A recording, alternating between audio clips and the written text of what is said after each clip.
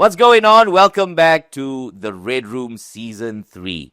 Now, we still don't have a sponsor for the show. It's still a low-budget show. We still have the same 7 people who've been following us. We managed to get them around, and this time we've upped their salaries to 2 ringgit per click.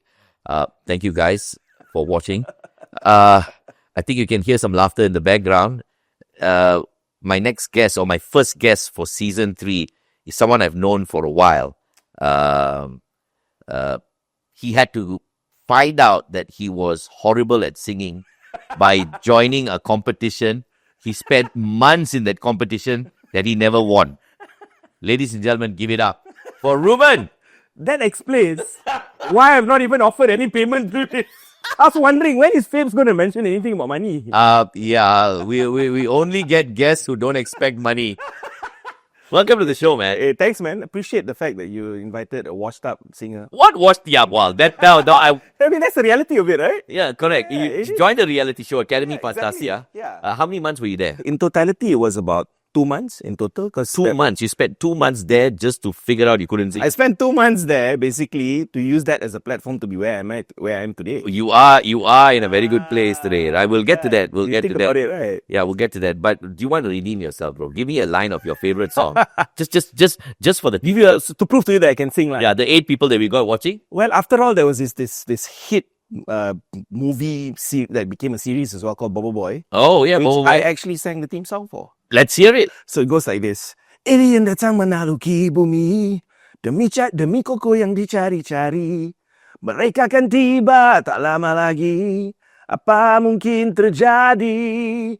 Jadi kita perlukan penyelamat bumi. Bobo Boy. Wow. Sample lah. They couldn't get a real singer lah. Plus all that music that I did for Era back in the day. I'm surprised this player doesn't know anything about it lah. Yes, you were going to get there, but you jumped the gun. You were in Era, yeah. Radio. You did Fresh Radio for a while, for 4 years. Yeah.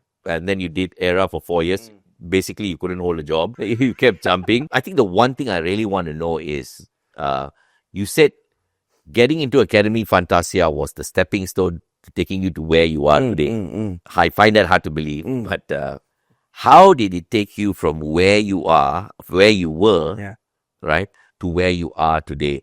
If you don't know Ruben, he is in many ways a sports pundit, a football pundit. He has his own show called Sembang Bola on Astro. It's actually called Berbulu dengan Burn lah. Berbulu dengan Burn lah. I'll give you a free pass on that. Thank you. Didn't do your research properly. I didn't do my research at all. Hey, ayo, what? Who we having on the show? Ruben ah. Okay lah, we'll just talk. We'll just Sembang Bola, because if you translate Sembang Bola, it's then not very hard to Google, no. Dude, old school. I was looking through some magazines, couldn't find you. Sembang Bola? Yeah. It is so far off the title of my show. Correct. I remember that. Something Bulu. It's okay. Yeah, because we were having a conversation just now and you said Sembang Bola, right? That kind of stuck to my head. Something Bulu. So, how did this show come about? From trying to be a singer, yes, we have to admit, he had a few songs that were played. An album, dude. Yes, that were played. Out of the album, a few songs were played on radio. Fair enough. Because it was the station he worked for. And you know how the kind of disputes I have with other stations, right? Yes. No one would want to play my music. Yes. Because I was a DJ cum singer, right? And that station that you worked for, Era, our sister station, was the only station that played your song. Exactly. So if you never heard or never listened to Era, then you wouldn't know he had a song. But that's all that mattered, because Era had the biggest. They are still number one. Yeah, exactly. They're Right? still number one. They're still number one. That's all that mattered at the end of the day. You know, it's so tell us the whole transition, man. The whole transition period. Did you think radio was going to be it for you? At first, I wasn't really thrilled about the opportunity, because imagine, bro, when you just come up from a singing competition, right? Passion in singing, you were the church choir, you grew up in that atmosphere. That was your number one passion, apart from music and apart from sport. Right. Win Strong beat you. Win Strong beat me in that competition, unfortunately, although he lost to me in church. You know, in church, I was always... You were the king, lah. I was always picked as a main soloist. Okay, you know, choir, you always have this battle with other vocalists. Correct. Who's going to do the solo for this show? It's sort of that kind of... For a big celebration, who's going to do the solo, all right? Yeah, who's going to get picked? So I always got it. Right. But of course, Vince was the most seasoned performer. Right. Because he's been doing it way longer than I have. Right. In fact, he wasn't in this... Did you just call him older? because he's coming on the show. That's the reality. He's coming on the show. Yes. Perfect. You had to have Bird and Finn's screen. course. Close proximity, right? Of course. It doesn't make sense, right?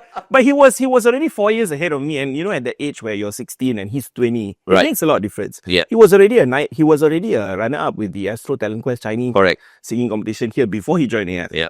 So he was already seasoned performer, performing in front of millions, in front of thousands, whatever. For me, on the other hand, I did in church, and you had thousands in church, but But it's it was not not a new thing on TV and all of that, right? different kind of fame. Right. So how was that transition? So from there, you didn't win Akademi Fantasia. No. You went on to do, you had other shows going on I was there long enough Yeah. for people to notice. to recognize you and notice you. Right. And they gave you the opportunity to come on radio. Now, when you stepped into radio, tell me, that's Different ball game, bro. That's when I realized how, because I used to idolize fellas like you, right? really a thanks. Yeah, I did. You know, your ball days, like not different your hair. In fact, it freaked me No, out. the only reason why I have hair is because I'm hoping for a shampoo sponsorship. All these years I thought that you can't grow hair. Right. I chose to be bald. But because this show makes no money at all, I thought I'll grow hair and maybe, who knows, brought to you by Shampoo XYZ. Pantene. Oh, no, free plugs, please. Okay. Sorry. But since we gave you a free plug, pay up. Lots more out there which I can mention, like, so make free money for you. But yeah, it was a situation where, sorry, what's the question again? So the transition from Right. Akademi Fantasia, radio was a big break because in between you were doing other things. Yeah. You had like smaller shows, I think. Yeah. And then you were given this big break to join a radio station. Yeah. Okay. And then from 4 years after that, you were given another break to join the number one station in the country, Yeah. which was Era. Yeah. It was huge, yeah. It was huge, right? So what was going through your mind? I mean, how? Yeah. Radio wasn't my forte at first, but Aaron Pinto was my boss when I first joined Good man. Fresh, and we were picked, right? And when I got the opportunity, I was like, okay, you know what? Embrace this. This could be something long-term for you, because you don't know, like I said, stepping stone, right? Yeah. Into the industry. You're not going to sing forever. Yeah. Being the country, you're in Malaysia, and it's not easy to sustain a singing career for the rest of your life. So I Right. thought radio was a good platform for me to start. So I did my best, while I was doing radio. So I had that safety net of like a monthly salary kind of thing. But at the same time, I could still go out and sing, perform, do shows, stuff like Which is that. perfect, right? Perfect combo, right? It's just that I was tired because Yeah. radio takes a lot of time. People just think you go on and hit the mic 4 hours. 4 hours ago. No, you're not. It's not like that. You got to do prep. It's not a 9 to 5 job. The job ends when it ends. Exactly. And people think it's easy because weekends you got to go and do all Yeah. those ground events and Yeah. stuff like that. So I enjoyed it, and I kind of love the sort of community feel that you had within radio. Right. We all of us like look at us now. Like I come here and I still know everyone, and everyone still says hi, and it's never Feels good, right? and it's a passion of going on air. Right. But eventually, I got my big break which was joining Era, which was the number one station at the time. And at that point, I didn't feel like I wanted to leave at all. Right. It's still the number one station. It is. Exactly. So come 2010, I got this huge opportunity where Astro Arena didn't even exist. Correct. Right? So it was a project that Astro wanted to start, and said, you know what? Are you interested? Because I always had a passion sport. I never told anyone. Wait, how did they pick you then? Did you do a lot of sports stuff on air?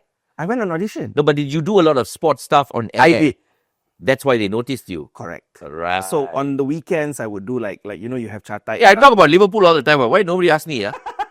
I think it's how deep you go with football. and Very deep. That content. Liverpool is winning, Manchester United is not. I mean, isn't that deep enough? That's the better. No, Manchester United is not even relevant at this point. Correct. 15th, I think, on the table. Bro, Way down there. it's not even relevant or worth talking about at this point. Right. So going back to the football knowledge I had, it was not just football. It was a lot of like when the Olympics came. Yeah. There was always bits and pieces of my content on air whenever I was alive that I wanted to. That's where they noticed yeah. Absolutely. And then they called me for an audition. This is history, bro. So I got the opportunity. I started in 2010, almost 2011, and Wow, that's how many years now? yeah, I was offered a full-time contract. It was not a permanent Yeah. job, which was what I had. Yeah. But I decided to take the leap of faith, lah. Yeah. I was still young, and why not go for it, right? Yeah, somewhere in my 20s at that time. So I went for it, and then I just love what I do. Like, how can I not love it? Within the first year, I was traveling to London for the London Olympics. Awesome, right? And I was going to Incheon, Korea's Oh, South wow. Korea for the With the Olympics. Exactly, dude. Like it involved a lot of traveling and Yeah. a lot of reporting stuff that I never used to do. So I had Things that were exciting and always on the move, to right? learn from scratch things like that, Right. right? And then eventually it came to a point where I was the studio guy, and then, I had my own show on the weekends, and then I came to this, which is what I'm really passionate about, which is football, Premier League. Show called Berbulu dengan Ben lah. So yeah, that's how it basically transitioned lah. So why is this Bulu show called Bulu? I'm actually a Harry Flair lah. So it's in a way indirectly, Berbulu in Malay also means frustrated. Okay, I'm upset about something. Right? It also means I'm upset about something. So basically it's a place for people to vent. Right. You should get Manchester United fans on your show. All the time, Phil. All the time. Yeah. Are they venting now or not? They are venting, but because I got some of my friends who are already in the cave. It's supposedly a safe space for you to vent, but it's not very safe once you come on the show. Right. We attack you left. That's basically the gist of the show. Right. Brilliant. The trouble we're facing is Malaysians are not so open to concepts like this. But when you go to other social... Look, this show, The Red Room, right? It's supposed to be a show full of insults. Really, I'm supposed to be sitting here insulting you. Exactly. Right? I'm waiting lah. Yeah. But you know what? I got one insult lah so far. One insult only lah. Well, I think one is enough because really it gets too shocking for a lot of people, and then they start asking, "Hey, why like that? Huh? Why cannot be nice to your guests?" Yeah, if you should be able to, you should be able to, get. Yeah, but it's all right. I accept insults as well, so just throw one at me, man. I'll try my best lah. So it's but when you idolize someone when you grew up, it's hard lah. Bro, it's hard. It's hard. Maybe you want to say something about my hair. Okay, never mind. So now that you're on TV, you get recognized a lot more, I'm very sure. Everywhere you go, people see you and all that. Are you very conscious about how you look? Because there's nothing much you can really do with yourself. Yeah. Like, okay, I get it. Yeah, I know. Supposedly doing sports, yeah, but putting on, I put on weight. That's the reality of it, right? Right. It's something where you can try your best to control. I'm not going to say I'm so old that I cannot, maintain my physique and whatnot, but it's just reality where people say, kau cembang pasal bola, kau tahu ke nak tenang bola, Ben? But in reality, I played for state lah when I was 18, 19 years old. Okay. I was a left winger and stuff like that. Were you always on the bench? I was. So I was one of those guys. So you were a left bencher. I was a left bencher who got called on whenever there was free kicks to take. Okay. Free kick expert. Exactly. Right. I was fine with that. So you know what free kick experts really are in football? They're the people who don't get to play. And when the coach says, I got to do something with this fella, bro, go and take the kick. Bro. Because they need somebody to blame when you mess it up. I ask you this question, right? Yep. How much would you pay to be a third goalkeeper for Manchester City who does nothing all season, gets paid thousands of millions of pounds a year? I'll take the job anything. Exactly. That was kind of what I was gunning for. Right. Just here, right? But just never got the chance lah. They get further. Unfortunately, playing in Malaysia, the ceiling to how far you can go. Right. Yeah. Right. So you played football, you did all of that. Now, what's next for everyone knows him as Bern. So what's next for Bern? What's next for Bern? Yeah. After this, I think I want to rekindle my passion for singing again lah, because I think that's something that me and Vince have been talking about a lot. Right.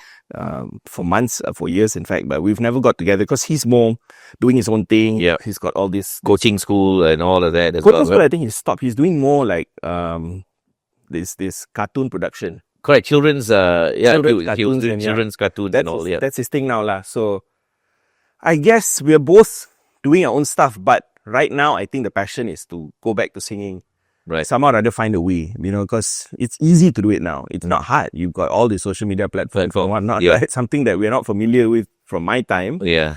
And perhaps your time as well. Absolutely. It must be a struggle for you, huh? Now? Social media? Social media? Yeah. I've got Bob. I didn't introduce Bob. Bob is my... so Bob does everything for you? My mother's neighbor's friend's son. What? He was walking around the neighborhood without any job. I said, Bob, you got a camera that? Saya said, ada. I said, jom lah buat ni. So that's why he's here lah. And does he manage your social media accounts as well? What social media? Phat Fabes on Instagram or yes, on Facebook. Phat Fabes. I'm on TikTok, Instagram. Really? I'm on X. You know TikTok? I'm on all the platforms. Just go check out Phat Fabes. I cannot imagine lah, bro. The Phat Fabes I knew from hits back in the day. Correct. To where you are now. Speaking of, keeping jobs, you used to struggle to keep jobs as well, right? No, I had one job. You had a restaurant. Wait. You had a bar called Dirty Nelly's. I remember, bro. Yes. What happened, bro? Bungkus. I read it for 3 years and then Bungkus lah. You had one of the best. I cannot say that. Yeah. Haram. Yes. One of the best meats ever. Oh, dude. I was so bummed when I found out that you guys were closing down. Right. you know, but it's a tough business. It The is. food industry is a tough industry. Now you see So you got into something that you the interviews, the things, the tide has turned. He's now asking me questions. No, I'm trying to whack you lah. Right? How you trying to find? I'm trying to see, like, you know, why did you get into something that you knew you're not good at? See, I'm the sort of person that takes risks. Okay. I think it looks good. I jump in both feet, and then I find go like, the hard oh way. gosh, what do I do? But it did last for a while, right? Years. Exactly, and it lives long in the memories of Correct, people. correct. Is there a chance that comes back? Yes, that's in the pipeline as well. But thank you so much for asking. Now let's get back to you, man. That's why we brought you here. I mean, Okay, you came here. We didn't have to pay you. It's free. I better milk it for what it's I really was hoping secretly that later on you'll text me, bro, give me your account number. Bro. All right. But turns out it's never going to happen. Buy you lunch. I'm kidding, bro. I'm kidding. All right. Anyway, yeah. You talk about going back to singing. Yeah. Because you think the opportunities are better. It's an easier path with social media. Are you thinking about singing locally, or are you saying that, you know, we have a lot of local artists who've gone international now, right? And they're doing quite well. Yep. The Yunas of the world. Yes, correct. Or is that the goal? Take it outside of Malaysia. Yeah, I mean that's the dream lah. Right. Who doesn't want to go overseas and perform, right? Right. And I think because of the networking that we've built also, because I know Larry Sebastian, who happens to be Guy Sebastian's Right. uncle. We all grew up, like me, my sister all grew up. My sister was also Clang boy lah. exactly Clang boy. You know, right? Who knows? And The last time I interviewed him, we were talking about the auntie that stayed near his house and all and that. you Yes. should know a girl named Gayatri as well, who's cousins with Guy Sebastian. Probably. Yeah. Prem and all knows these people. So the thing is, having learned vocals from Larry Sebastian and whatnot, we have connections with Aussie, Right. per se, if we wanted to go there and do stuff, right? But I think first and foremost, you want that recognition that you can get here first. Like, Right. I've been nominated for certain awards within the Malay awards industry under ERA back in the day. Because I work for ERA, it was not a Yeah, okay, I understand. that was the only place my song was ever played. Correct. You know? And somehow or other I was nominated, so I was like, how is that even possible? Right. You know, it's something hanky-panky going on. I questioned myself. Right. You know, but then I asked what was the voting structure and everything. But did you win or not? Apparently people voted. Really? No, I did not win, bro. There also you didn't I win. didn't. Oh, goodness. That's a sign. I don't know. I just feel somehow or other I was never destined to win anything. I was always destined to make it far. Right. To me, that was such a long throw. Like, far enough that people recognize you and remember you Okay, got it. as one of the 5 or 6 losers. 9 losers of the competition. Callum Scott didn't win.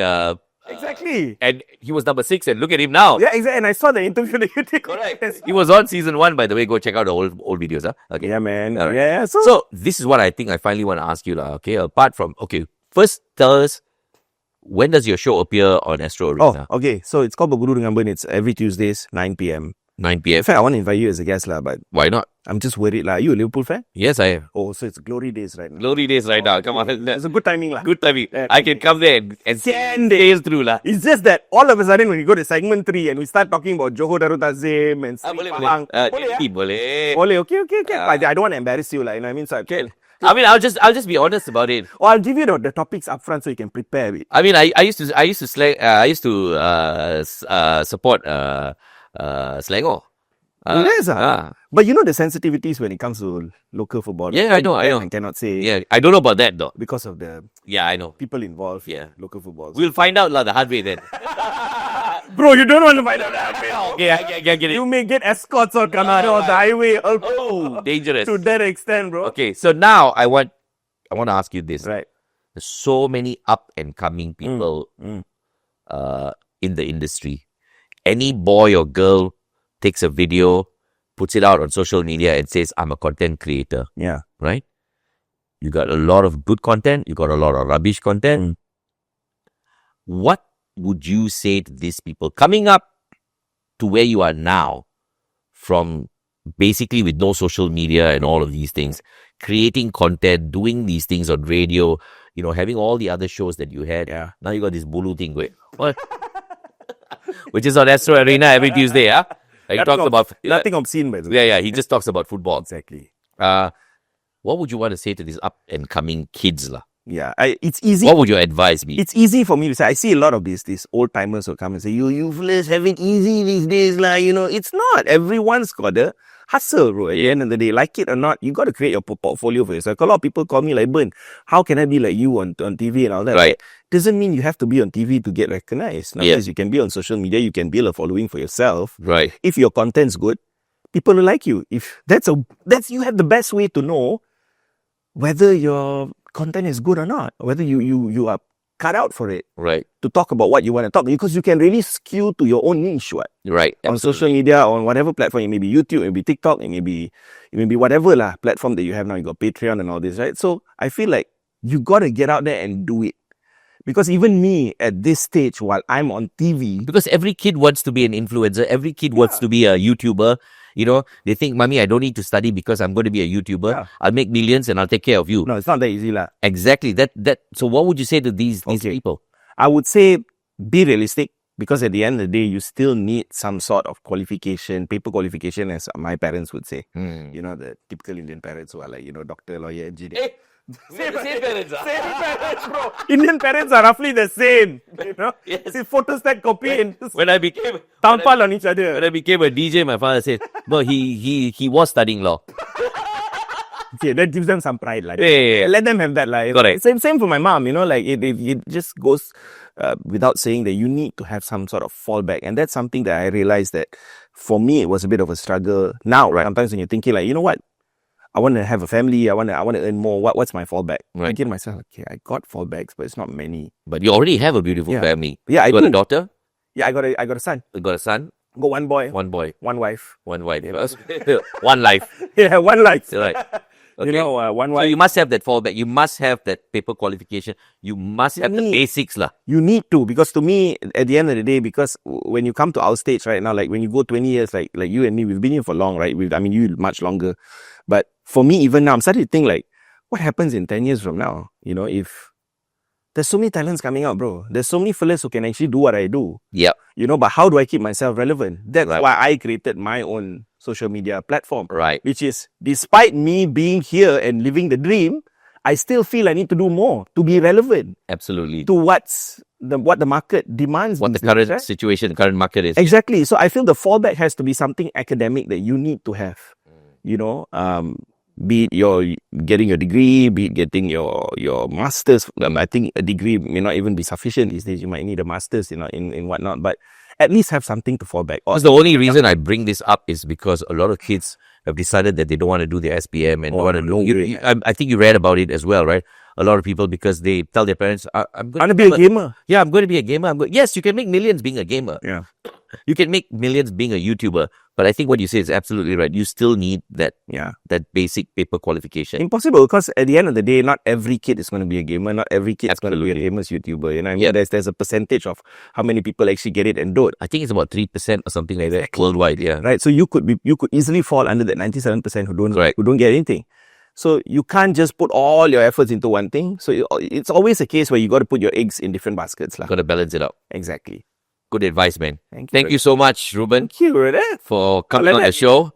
Damn, right? I felt like I didn't give it enough to you, lah. Hey, you did. You didn't give me anything. I didn't feel any. You didn't feel anything, huh? No. Damn it, I didn't do my research. I came unprepared. This whole show is about me not doing my research about the people I'm talking about or talking to. But you know what? So Ruben was an amazing guest. Please go check out his show. Berbulu dengan saya. Berbulu dengan Burn. Berbulu dengan Burn every Tuesday on Astro Arena. And thank you once again, man. Yeah, man. I appreciate it. Thank you so much, Babes. Legend. Until the next one, we will see you in the Red Room.